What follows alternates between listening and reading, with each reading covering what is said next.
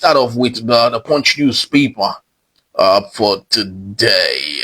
Today, the 7th day in the month of January, Tuesday, that is 2025. And have several stories here. But of course, let's get straight to our talking point for today. And that is on JAMB. JAMB generated 22.9 billion naira and remitted 6 billion naira to federal government. And that's board from the board of JAMB, that is. So I'd love to start off by congratulating the chairman of JAMB, Professor Ishak Olu Koyede.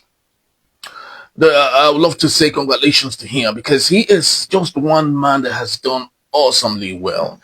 Professor Ishak is one man that I would, at all times, give referrals to when it comes to leadership quality, leadership dexterity, when it comes to a fine understanding of what leadership is. Professor Ishak is one man that, ought to be given every opportunity to shine.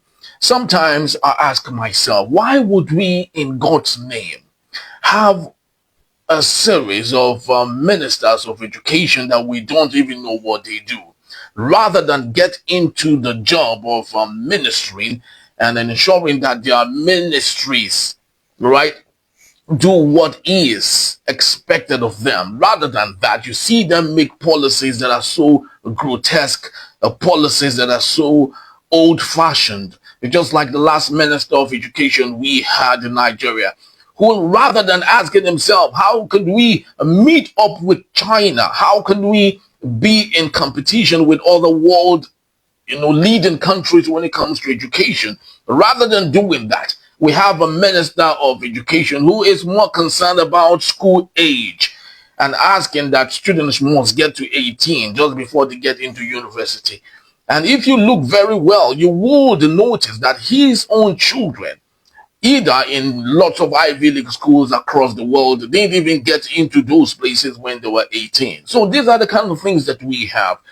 The issue with Nigeria is not that we do not have good policies, but we do not have personalities who are required to administer, like good doctors, administer the positivity in some of the policies that we have. Professor Ishak of JAMB is just one exceptional human being that I think should be given all the opportunity in the world to head all agencies if it's possible. What we should rather be thinking about right now is duplicating, having a proliferation of the persons like Professor Ishak in different ministries across the country. That is the only time we can have a great country. If not, with all these folks that we have who do not know their left from their right, why do you think education is still moribund in Nigeria even when it is active? Why do you think our power sector is neither here nor there? Our national grid is dancing disco and dancing reggae and blues. Why do you think our CBN is neither here nor there? You can't even differentiate the difference between money in the parallel market and that in a more organized system. It's because we keep having wrong people in the right places. Professor Ishak is just one person that is very so exceptional. Just in 2024, he remitted 6 billion naira. In 2023, he remitted 4 billion naira.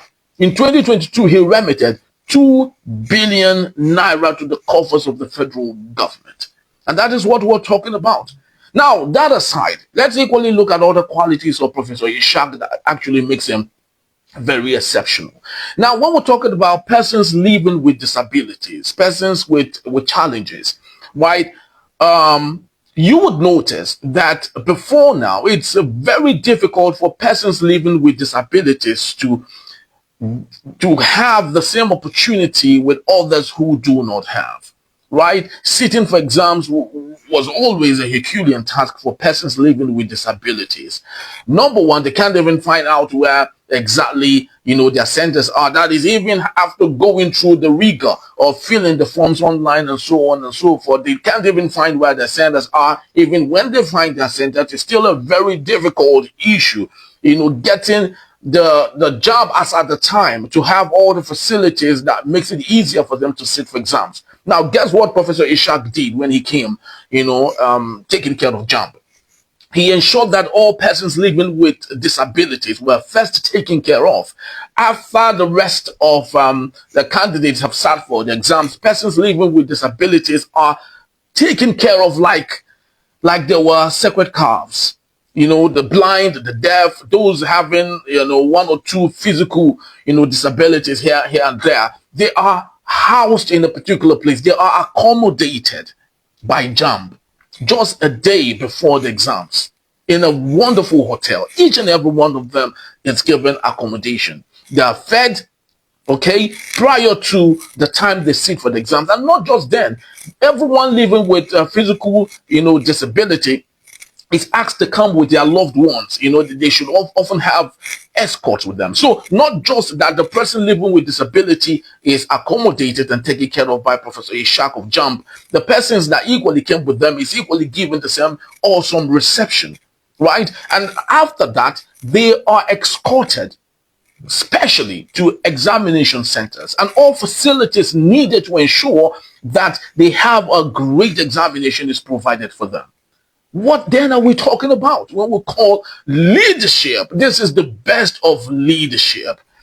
I do not know why people like Professor Ishak are not given, ministers of education in the past, and of course, asked to head other agencies in the country. Just imagine if the president of Professor Ishak is the governor of his state.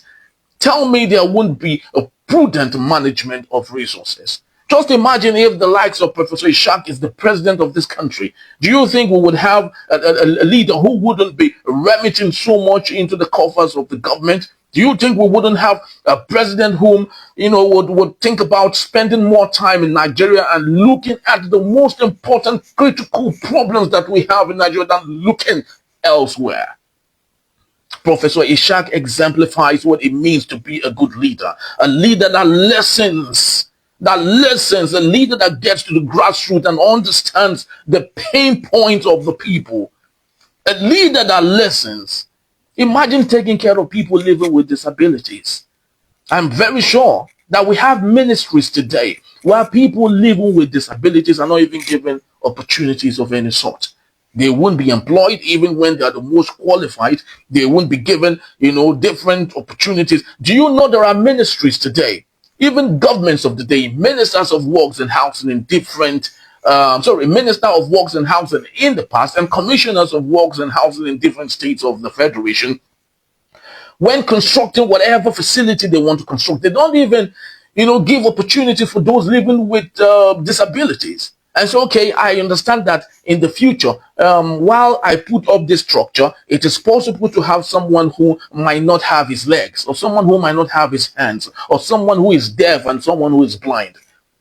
This is what we say when we talk about leaders that can listen, leaders that pay attention to details. Professor Ishak is that one person, and I'd love to say congratulations to him. Congratulations to him. Congratulations to him. He has done awesomely well. Awesomely well. So saying that he has paid 6 billion naira to the coffers of the government is not new. It's something he's been doing, in the past. And right here on Script, I'd love to say congratulations to him. These are the type of leaders that we want in the country.